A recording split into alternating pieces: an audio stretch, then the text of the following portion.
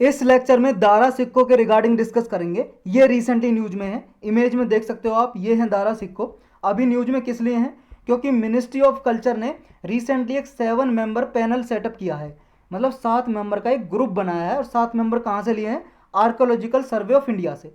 Archaeological survey of India का headquarter भाई साहब न्यू दिल्ली में, और ये 1861 में बनी थी। और सबसे पहला इसका डायरेक्टर जनरल था एलेक्जेंडर कनिंघम, और यही बनाने वाला था, इसी ने बनाई थी, एलेक्जेंडर कनिंघम ने ही बनाया था। इसकी स्पेलिंग देखना चाहते हो तो देख लो, ALEX Alexander, ANDER, Alexander Cunningham. यही फर्स्ट डायरेक्टर जनरल था इस आर्कोलॉजिकल सर्वे ऑफ इंडिया का, कनिंघम, और इसी ने बनाया था इसको। अभी ये मिनिस्ट्री ऑफ कल्चर के अंडर काम करती है organisation, archaeological survey of India.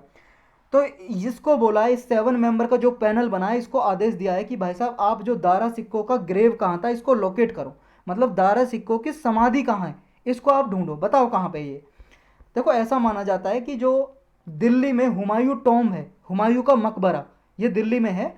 यहाँ पे बहुत सारे मुगल्स को दफनाया गया था, मुगल क्लेन के, मुगल गोत्र के बहुत सारी 140 ग्रेव्स के लगभग यहाँ पे बनी हुई है, समाधि बनी हुई है। समाधि पता ना, मरने के बाद एक ईंटों से या किसी से एक आर्किटेक्चर सा बना दिया, तो उसे ही बोलते हैं समाधि या ग्रेव।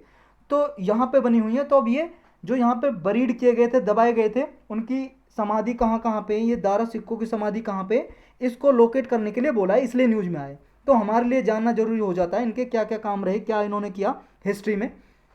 देखो ये 1615 से लेके 59 तक जिए थे। और ये जो शाहजहाँ था, शाहजहाँ उसके एल्डेस्ट सन थे, मतलब सबसे बड़े बेटे थे। और लिबरल मुस्लिम के तरह जाने जाते थे, मतलब हिंदू और इस्लामिक ट्रेडिशन के बीच में इन्होंने कुछ हारमनी, मधुर संबंध सेटअप किया हिंदू मुस्लिम के बीच में। और ये पायनियर थे, मतलब शुरुआत करने वाले थे the academic movement of interfaith understanding in India. Interfaith का मतलब है कि दो धर्मों के बीच में मधुर संबंध रहें, एस्टेब्लिश करने के लिए, पीस प्रोसेस स्टार्ट करने के लिए ये पायोनियर जाने जाते हैं, शुरुआत करने वाले जाने जाते हैं। जो इंडिया के दो मेजर रिलीजन है, जैसे हिंदू और मुस्लिम, हिंदुज़म और मुस्लिम यानी कि इस्लाम के अंडरस्टैंडिंग बहुत अच्छे से थी इनको। और ये फिलोसफी और मिस्टिसिज्म के टूवर्ड्स ज़्यादा इंक्लाइन थे।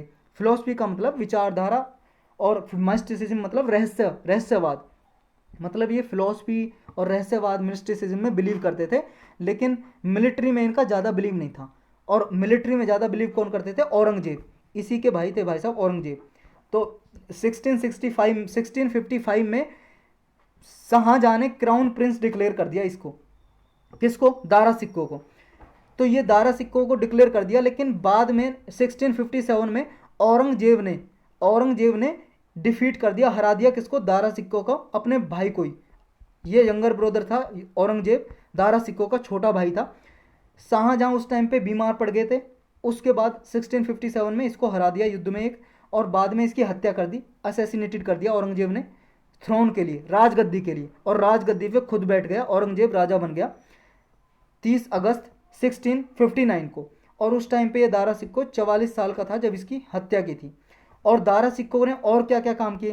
देखो, हिंदुज़म और इस्लाम के कनेक्शन रहे बीच में, मधुर संबंध एस्टेब्लिश करने के लिए उन्होंने बहुत काम किए। जैसे इनके बुक हैं, एक मजमा उल बहरीन, मिंगलिंग ऑफ टू ओशन इसका मतलब है। एक दूसरी बुक है सिर ए अकबर, ग्रेट मिस्ट्री। ये इन्होंने एस्टेब्लिश किया है, इनके कारण हिंदुज़म और इस्लाम में connection. Next, promotion of Indian culture, Bharat की संस्कृति को प्रमोट किया इन्होंने। ये संस्कृत और पर्शियन भाषा के बहुत ही प्रोफिशिएंट, ये एक तरह से फिलोसफर थे, एक तरह से विद्वान थे, स्कॉलर थे। संस्कृत भाषा को और पर्शियन को बहुत अच्छे से ये जानते थे। इन्होंने इंडियन कल्चर और हिंदू रिलीजियस थॉट को पूरे वर्ल्ड वाइड, यूरोप में भी प्रमोट किया। क्योंकि जो हिंदू कल्चर में उपनिषद हैं, बुक हैं भाई साहब, उपनिषद हैं ये हिंदुइज्म रिलीजन में, इनको संस्कृत भाषा में लिखे हुए हैं उपनिषद, इनको पर्शियन भाषा में कन्वर्ट किया, क्योंकि ये तो संस्कृत भाषा भी जानते थे।